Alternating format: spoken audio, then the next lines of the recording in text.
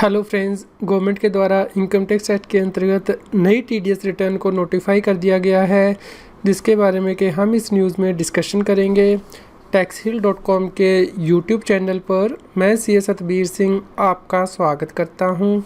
Regular update के लिए आप हमारे चैनल को सब्सक्राइब करें, नोटिफिकेशन बेल को प्रेस करना ना भूलें ताकि जैसे ही हम कोई नया अपडेट डालें आपके पास इमीडिएटली यह अपडेट पहुँच जाए। फ्रेंड्स, यदि आपकी जीएसटी या इनकम टैक्स से रिलेटेड क्वेरी है तो आप मुझे लाइव पूछ सकते हैं। हर रोज़ 7:30 PM टू 8:30 PM मैं लाइव रहता हूं मेरे YouTube channel C Satbir Singh पर। फ्रेंड्स, यह है नोटिफिकेशन जो कि central board of direct taxes यानी कि इनकम टैक्स डिपार्टमेंट के द्वारा 3 जुलाई 2020 को इशू किया गया है, जिसमें कि इनकम टैक्स एक्ट के अंतर्गत टीडीएस रिटर्न फाइल करने के लिए अमेंडमेंट की गई है। 6th अमेंडमेंट रूल 2020 नोटिफाई किए गए हैं। फ्रेंड्स, रूल 31A यह बताता था कि टीडीएस के रिटर्न में कौन से पर्टिकुलर रिपोर्ट करने हैं। इसमें जहाँ पे वर्ड ये लिखा गया था कि टीडीएस डिडक्टर को उन व्यक्तियों की रिपोर्टिंग करनी है जिनका कि टीडीएस नहीं कटा है। इसके साथ ही अब उसे उनकी रिपोर्टिंग भी करनी है जिनका कि टीडीएस लोअर रेट पे कटा है, क्योंकि इनकम टैक्स एक्ट में लोअर रेट का सर्टिफिकेट लिया जा सकता है असेसिंग ऑफिसर से। फ्रेंड्स, ये प्रोविज़न 1 जुलाई 2020 से सब्सिट्यूट की गई हैं, जैसे कि नीचे दिया गया है। क्योंकि सेक्शन 194N गवर्नमेंट ने 1 जुलाई 2020 से सब्सिट्यूट किया है, यानी कि यदि कैश विड्रॉ किया जाता है बैंक से 1 करोड़ रुपये से ज़्यादा तो पहले इनकम टैक्स एक्ट के अंतर्गत टीडीएस कटता था। अब सेकंड प्रोविज़न दी गई है सेक्शन 194N में, जो कि यह कहती है कि यदि कोई टैक्स पेयर ऐसा है जिसने पिछले 3 सालों तक इनकम टैक्स की रिटर्न को फाइल नहीं किया है और वो बैंक से 20 लाख रुपए से ज़्यादा का कैश निकालेगा तो उसका भी टीडीएस बैंक के द्वारा काटा जाएगा। इसलिए इसकी रिपोर्टिंग भी अब टीडीएस रिटर्न में की जाएगी बैंकिंग कंपनी के द्वारा, कोऑपरेटिव बैंक और पोस्ट ऑफिस के द्वारा। इसके अलावा जो नोटिफिकेशन इशू किए जाएंगे सेक्शन 194N के अंतर्गत, यदि उन व्यक्तियों को अमाउंट पे किया जा रहा है जो कि एग्जम्प्ट हैं, उसकी रिपोर्टिंग भी टीडीएस रिटर्न में की जाएगी। इसके लिए ये अमेंडमेंट की गई है। इसके अलावा फ्रेंड्स, रूल 31A सब रूल 4 में क्लोज 9th के बाद क्लोज 10 इंसर्ट किया गया है, जो कि यह कहता है कि यदि टीडीएस काटा जाता है on interest other than interest on securities तो उस केस में गवर्नमेंट के द्वारा नोटिफिकेशन जारी किए जा सकते हैं कि कौन से ऐसे व्यक्ति होंगे जिनका टीडीएस नहीं काटा जाएगा या लोअर रेट से काटा जाएगा। यदि ऐसे व्यक्तियों को अमाउंट पे किया जा रहा है जिनका टीडीएस नहीं काटा गया है या कम रेट से काटा गया है, उनकी डिटेल भी टीडीएस की रिटर्न में रिपोर्ट करनी होगी। फ्रेंड्स, यदि बिजनेस ट्रस्ट की यूनिट से इनकम होती है तो उस पर भी टीडीएस काटा जाता है, लेकिन यदि स्पेशल पर्पस व्हीकल है जिसने कि सेक्शन 115BAA के अंतर्गत ऑप्शन एक्सरसाइज की है तो उसका टीडीएस नहीं काटा जाएगा। इसलिए जो अमाउंट ऐसे व्यक्तियों को पे किया जा रहा है जिनका कि टीडीएस नहीं काटा जा रहा है सेक्शन 194LBA सब क्लोज 2A के अंतर्गत, उसकी रिपोर्टिंग भी टीडीएस की रिटर्न में करनी होगी। फ्रेंड्स, यदि ऑफशोर बैंकिंग यूनिट के द्वारा नॉन रेजिडेंट व्यक्ति से कोई बोरविंग ली जाती है या डिपॉजिट लिए जाते हैं तो उसके ऊपर टीडीएस नहीं काटा जाता, इसकी रिपोर्टिंग भी अब टीडीएस रिटर्न में करनी होगी। इसके अलावा फ्रेंड्स, यदि अमाउंट पे किया जा रहा है या फिर क्रेडिट किया जा रहा है और टीडीएस नहीं काटा जा रहा है, क्योंकि एग्जम्पशन दी गई थी बोर्ड के सर्कुलर नंबर 3/2002 के द्वारा या 11/2002 के द्वारा या फिर 18/2017 के द्वारा, तो उसकी रिपोर्टिंग भी टीडीएस रिटर्न में करनी है। चलिए फ्रेंड्स, ये सर्कुलर देख लेते हैं। फ्रेंड्स, यह सर्कुलर नंबर 3/2002 जो कि यह कहता था कि यदि रामाकृष्ण मठ या रामाकृष्ण मिशन को इनकम दी जाती है तो सेक्शन 193, 194A या 194K के अंतर्गत टीडीएस नहीं कटेगा। तो जो व्यक्ति इनकम दे रहे हैं रामाकृष्ण मठ या रामाकृष्ण मिशन को, उन्हें ये इनकम रिपोर्ट करनी है टीडीएस की रिटर्न में। फ्रेंड्स, सर्कुलर नंबर 11/2002 यह कहता था कि यदि रामाकृष्ण मठ और रामाकृष्ण मिशन को सेंट्रल या स्टेट गवर्नमेंट की सिक्योरिटी से इनकम होती है तो उस पर भी टीडीएस नहीं कटेगा। तो जो व्यक्ति यह इनकम दे रहे हैं अब उन्हें टीडीएस की रिटर्न में इसकी रिपोर्टिंग करनी है। फ्रेंड्स, सर्कुलर नंबर 18/2017 यह कहता था कि जिन व्यक्तियों की इनकम अनकंडीशनली एग्जम्प्ट होती है इनकम टैक्स एक्ट के सेक्शन 10 के अंतर्गत और उन्हें इनकम टैक्स रिटर्न को फाइल करने की आवश्यकता नहीं है, तो क्या उनकी इनकम पे TDS कटेगा? इसके लिए गवर्नमेंट ने सर्कुलर जारी किया था कि जो नीचे दी गई एंटिटीज़ हैं इनका TDS नहीं काटा जाएगा, क्योंकि इनकी इनकम सेक्शन 10 के अंतर्गत एग्जम्प्ट होती है, उन्हें इनकम टैक्स रिटर्न भी फाइल करने की आवश्यकता नहीं है। लेकिन अब इनकी इनकम TDS के रिटर्न में रिपोर्ट करनी ज़रूरी होगी यदि व्यक्ति इनका TDS नहीं काटता है।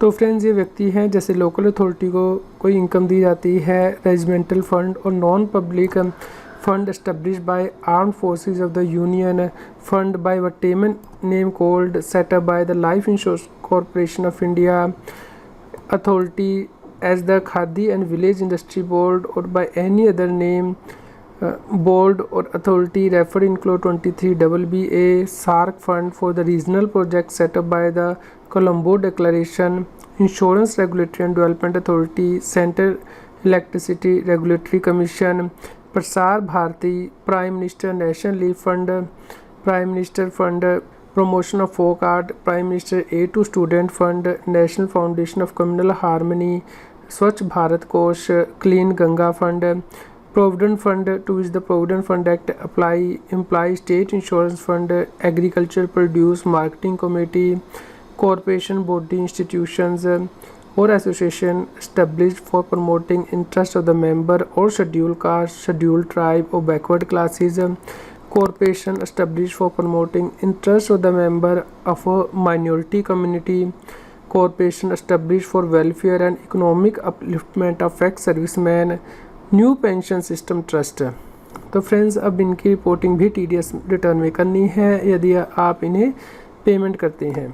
फ्रेंड्स, फॉर्म नंबर 26 के में नए सेक्शन को इंसर्ट कर दिया गया है, जैसे कि फाइनेंस एक्ट 2020 के द्वारा इंसर्ट किया गया है 194K, 194N, 194O, 197A।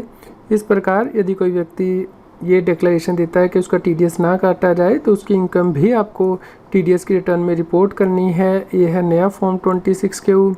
इसमें फ्रेंड्स कुछ नए कॉलम गवर्नमेंट के द्वारा ऐड किए गए हैं, जैसे कि 194N का कॉलम है, यदि कैश विड्रॉ 1 करोड़ रुपए से ज़्यादा हो जाता है तो उसकी रिपोर्टिंग भी बैंकिंग कंपनी को करनी है इस रिटर्न में। और यदि ऐसे व्यक्ति जो कि पिछले 3 सालों में लगातार रिटर्न फाइल नहीं कर रहे हैं, वो बैंक पोस्ट ऑफिस से 20 लाख रुपए से ज़्यादा का अमाउंट विड्रॉ करते हैं कैश में, तो उनकी रिपोर्टिंग अलग से इस फॉर्म में करनी है। इसके अलावा फ्रेंड्स, जो लोग पिछले 3 सालों में अपने इनकम टैक्स की रिटर्न फाइल नहीं करेंगे और 20 लाख से ज़्यादा का अमाउंट बैंक से निकालेंगे, तो 20 लाख से 1 करोड़ रुपए तक तो उनका 2% TDS कटेगा और उसके बाद 5% TDS कटेगा। तो इनकी रिपोर्टिंग बैंकिंग कंपनी और पोस्ट ऑफिस जो है वो अलग से करेंगे इस TDS रिटर्न में।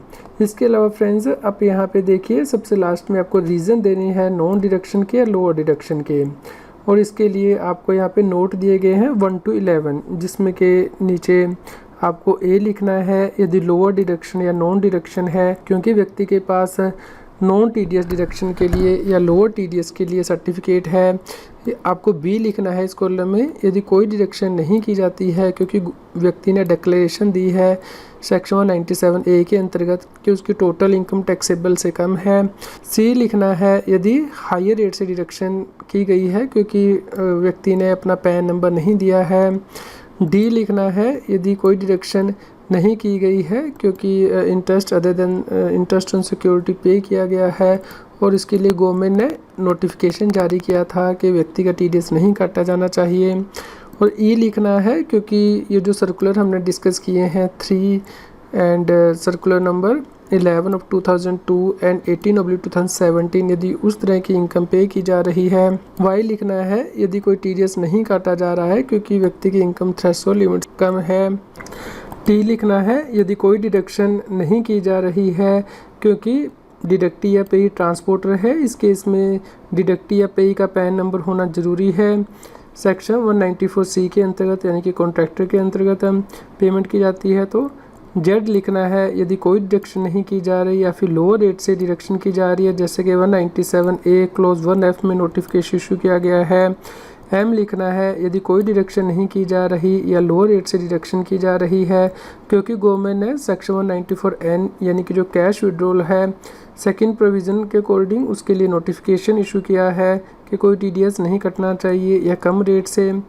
एन लिखना है यदि कोई डिडक्शन नहीं की जा रही है या फिर लोअर रेट से डिडक्शन की जा रही है थर्ड प्रोविज़न के अकॉर्डिंग सेक्शन 194N की, या फिर गवर्नमेंट ने 194N के अंतर्गत फोर्थ प्रोविज़न में नोटिफिकेशन इशू किया है, वो लिखना है 194 LBA के क्लोज 2A के अंतर्गत यदि कोई डिडक्शन नहीं की जा रही।